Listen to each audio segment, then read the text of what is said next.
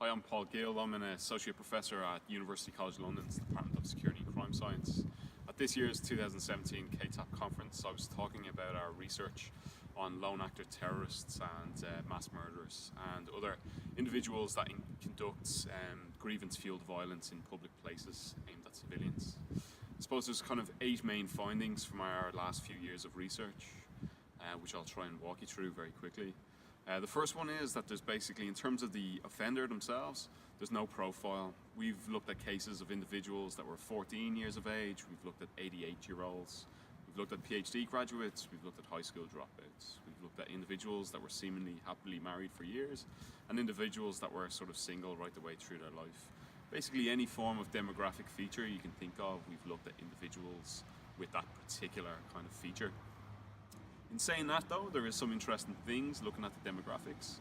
Compared to what we know about individuals who join terrorist groups, lone actors on average tend to be a little bit older, with an average age of about 35, whereas the vast majority of kind of group-based terrorists like Irish Republican Army members are in that kind of early 20s, so significantly older. And even if you look at the different ideological groupings, there's also some very big differences. For example, our jihadis tend to be significantly younger than right-wing extremists. Single-issue actors tend to have greater rates of mental health problems and so on. Right? So although there's no overall profile, there's a few differences across different subsamples. So we never expected to find this sample, a perfect profile. The one thing that really did surprise us, which is the second finding, was the degree to which other people knew something about the individual's grievance, intent, and capability to act. In 60% of the cases, the individual perpetrators told friends, family, people within the network what their specific plan was weeks beforehand. Typically this happens on average about 3 to 4 weeks before the actual act of violence, and often those cases that are successfully prevented or disrupted are because of these kind of people that were witness to these things that we call leakage, or spotted something suspicious in their community, came forward and reported their concerns. Third finding, we like to think that it's not all about the ideology, and that sometimes there are these things, these personal grievances, that their ideology helps explain. So most of the time when these guys become radicalized or decide to step over the line and do violence, they are usually experiencing a number of stressors: breakdown of family relationships, loss of a job, etc., etc., at the time that they become exposed, and then they decide to go off and do violence or get radicalized. And often that sort of personal grievance comes into play when it comes back to their decision to who to attack and so on. So it's not always this kind of clear-cut, pure ideologically driven individuals. There's often these kind of personal grievances bubbling away. Similarly, as a fourth finding, our lone actor terrorists, people that do it on behalf of a religious, social, political cause, look and behave really, really similarly to these kind of mass murderers, school shooters, public workplace violence types of individuals.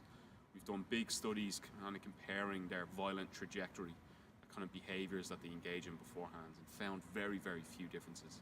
They're essentially the same people in the same parts of their lives, but at the time when everything was going wrong for them, they got exposed to a different grievance and went off and chased that one down. Fifth, we find very high rates of mental health problems within our sample, significantly higher rates of schizophrenia, autism spectrum, and delusional disorders compared to the base rate in society. That's not to say that these things are causing the violence. They might be a cause of a cause of a cause, and sort of lead people to be in certain situations that may lead to other stressors, which then ultimately may lead to the violence itself. It's a really sort of complex relationship between the two. Next finding, I think, is related to online radicalization. It's this kind of common term that's used in the media and by policymakers. Really what we find is that individuals that are engaging with other co-ideologues online are also doing things face to face, and they sort of compartmentalize their roles. So they might be learning about the ideology with other people face to face, but learning how to make bombs online. So it's about looking at what they're doing in both spheres, and that'll give you a more kind of rounded explanation of what they're doing. Next finding, it's rarely a sort of a snap, right? It's usually a sort of a long build-up of a chain of different behaviors before they step out the door and do violence.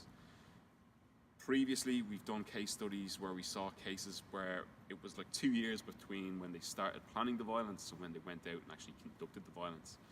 Those timescales are getting much smaller now, where we're finding that plan A for many lone actor terrorists, particularly jihadis, is get a hands on a knife, get a hands on a car, go on a spree.